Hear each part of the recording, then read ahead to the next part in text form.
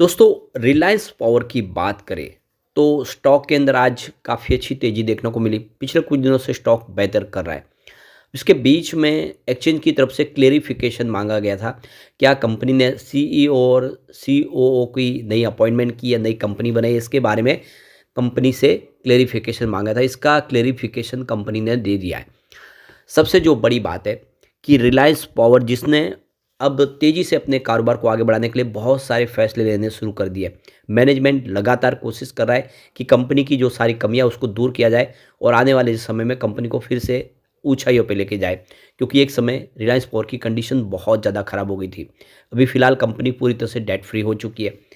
आगे की क्या संभावना बन रही है उसको समझने की कोशिश करते हैं इस वीडियो के माध्यम से।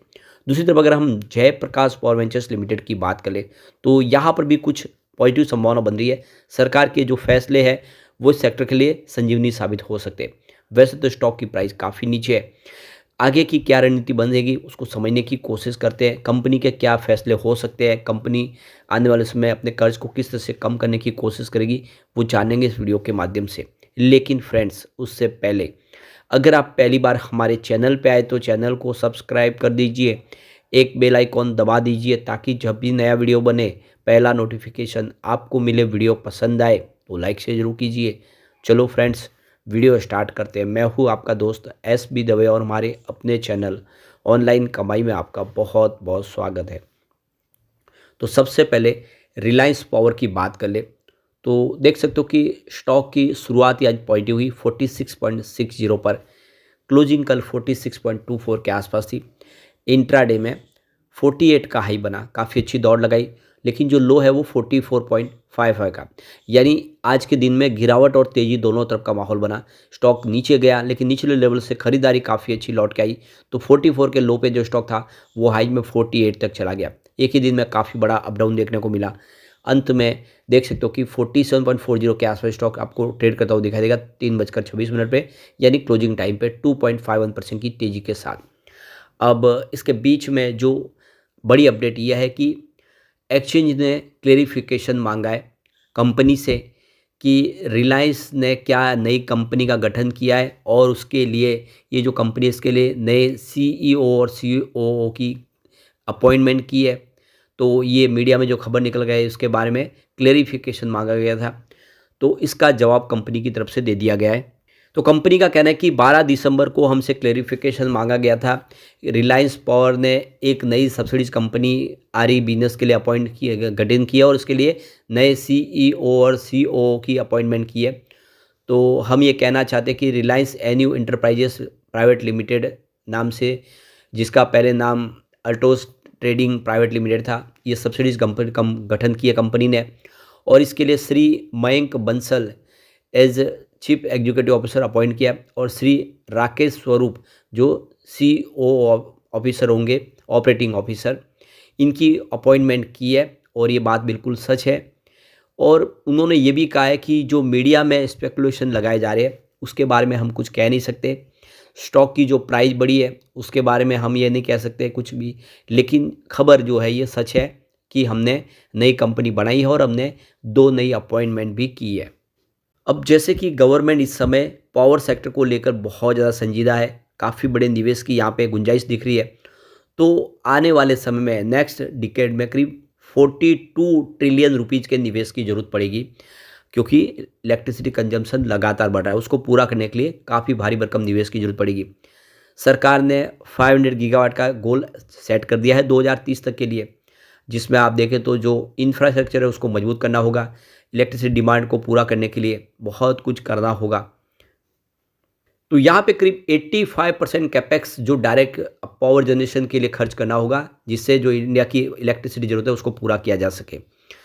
तो कुल मिला के बहुत सारे निवेश की संभावना बन रही है। सरकार इसके लिए तैयार है, प्राइवेट सेक्टर भी तेज़ी से इसमें आगे बढ़ रहे हैं।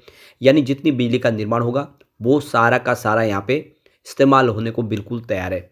तो काफ़ी सारी पॉजिटिव संभावना इस सेक्टर से संबंधित कंपनियों के लिए दिखाई दे रही है।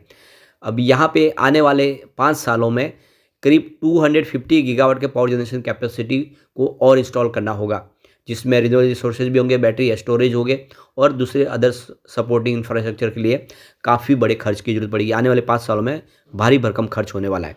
ऐसे में रिलायंस पावर जैसी कंपनियाँ हो या फिर जेपी पावर के लिए, उनके लिए एक अपॉर्चुनिटी काफ़ी अच्छी दिख रही है। अब अगर हम रिलायंस पावर के इसके स्टॉक के अंदर स्ट्रेंथ की बात करें तो 10 टोटल यहाँ पे स्ट्रेंथ है, जिसमें आप देखें तो पॉजिटिव ब्रेकआउट, थर्ड रेजिस्टेंस दिखाई दे रहा है, strong momentum, price above short term, medium term and long term. इसके अलावा turn out companies, loss to profit quarter on quarter basis पे, ये इसके स्ट्रेंथ पे। अब वीकनेस भी है यहाँ पे कुछ, इसमें आप देखें रेड फ्लैग है, high interest payment compare to earnings, insufficient use of capital to generate profit, ROC decline in last 2 year, declining revenue every quarter for the past 2 quarter। ये कुछ वीकनेस है, 6 वीकनेस है और स्ट्रेंथ 10 है। इसके अंदर एक अपॉर्चुनिटी भी है, FI ने यहाँ पे अपनी होल्डिंग इंक्रीज की है, थ्रेट बेक है और वह म्यूचुअल फंड ने अपनी होल्डिंग डिक्रीज की है। तो पॉजिटिव पॉइंट यहाँ पे 11 है, सामने निगेटिव पॉइंट 7 है, पलड़ा जो भारी है वो पॉजिटिव पॉइंट का है। अब चलते हैं जेपी पावर की तरफ। तो 18.70 पर यहाँ पे स्टॉक की शुरुआत हुई, लगभग थोड़ी सी हल्की निगेटिव हुई क्योंकि 18.71 पे की क्लोजिंग थी कल की। इंट्राडे में 18.33 का लो बना, यानी स्टॉक में गिरावट हुई दिन में, लेकिन निचले लेवल से खरीदारी देखने को मिली। नतीजा ये रहा कि 19.07 का इसने हाई बनाया और अंत में क्लोजिंग 18.79 के आसपास रही, जहाँ पे 0.43% की तेजी देखने को मिली। फिलहाल स्टॉक थोड़ा सा दबाव में। अब आप ये देख ही सकते हो, स्टॉक यहाँ पे 29 नवंबर को करीब 18.46 के आसपास क्लोज हुआ था और यहाँ पे देख सकते हो कि गिरावट हुई थी 2.55% की। उसके बाद 3 दिन तेजी बनी, 4 दिसंबर तक स्टॉक 19.99 पर, यानी 20 रुपये के आसपास आ गया और इस बीच दरमियान देखेंगे तो करीब आप ये समझ ही सकते हो कि 7.5-8% की तेजी बनी। उसके बाद 3 दिन लगातार गिरावट हुई और नतीजा ये रहा कि 9 दिसंबर को स्टॉक फिर से 18.75 के आसपास आ गया, जिसके बीच में जितनी तेजी बनी थी वो सारी फिर से खत्म हुई। उसके बाद एक दिन तेजी बनी ना, आप देख सकते हो कि 10 दिसंबर को, उसके बाद 2 दिन लगातार गिरावट हुई। तो यही हो रहा है इसमें, स्टॉक एक सीमित दायरे में अब 18-19 के बीच में ही ट्रेड कर रहा है। तेजी अभी बन नहीं पा रही क्योंकि इतना बड़ा ट्रिगर मिला नहीं है। अब यहाँ पे सरकार ने जो बड़ा फैसला किया, यूनियन कैबिनेट ने जो मंजूरी दी है, करीब 12,461 करोड़ के हाइड्रो पावर प्रोजेक्ट को मंजूरी दी है, जिसके माध्यम से 31,350 मेगावाट हाइड्रो पावर प्रोजेक्ट को आने वाले 8 सालों में कंप्लीट किया जाएगा। यानी हाइड्रो पावर प्रोजेक्ट के लिए सरकार कमर कस चुकी है क्योंकि रिन्यूएबल एनर्जी बनती है उससे। तो यहाँ पे देखो कि बहुत सारी अपॉर्चुनिटी है क्योंकि ये जेपी पावर भी हाइड्रो इलेक्ट्रिक पावर प्लांट की सबसे बड़ी कंपनी है इंडिया की, और जो इनका थर्मल पावर प्लांट है वो प्राइवेट सेक्टर का सबसे बड़ा विश्व के अंदर पावर प्लांट है विष्णुप्रयाग में। तो सरकार का जो सपोर्ट है उसका फ़ायदा मिल सकता है कंपनी को। यहाँ पे इसकी स्ट्रेंथ देखें तो 8 है, जिसमें आप देख सकते हो companies with current TTM/P ratio less than 3 year, 5 year and 10 year P, strong momentum, price above short, medium and long term moving averages, company with high TTM EPS growth. तो ये इसकी स्ट्रेंथ है, 8 स्ट्रेंथ है। और weakness भी है 5, वो है decline profit every quarter for the past 2 quarter, declining net cash flow, company is not able to generate net cash, companies with high promoter pledge, ये इसके वीकनेस है। एक अपॉर्चुनिटी भी है और वो है FI institute increasing their share holding, thread इसमें एक भी नहीं है। तो यहाँ पे पॉजिटिव पॉइंट 9 है, सामने इसकी वीकनेस है वो 5 है, तो पलड़ा जो भारी है वो पॉजिटिव पॉइंट का है। यहाँ पे कुछ म्यूचुअल फंड ने खरीदारी की है, top 10 mutual fund JP power जिन्होंने निवेश किया उसमें Motilal Oswal Nifty small cap 250 index fund ने सबसे ऊपर निवेश किया है। फिर ICICI prudential Nifty small cap 250 index fund ने भी निवेश किया है। Nippon India small cap 250 index fund ने भी निवेश किया है जेपी पावर में। Motilal Oswal Nifty 500 index fund direct का निवेश है। इसके अलावा Tata Nifty 500 multi cap infrastructure ने यहाँ पे निवेश किया है। SBI Nifty small cap 250 index direct का भी निवेश है। इसके अलावा बंधन Nifty small cap 250 index fund का भी निवेश यहाँ पे हुआ है। और उसके अलावा Edelweiss Nifty small cap 250 index fund का भी निवेश है।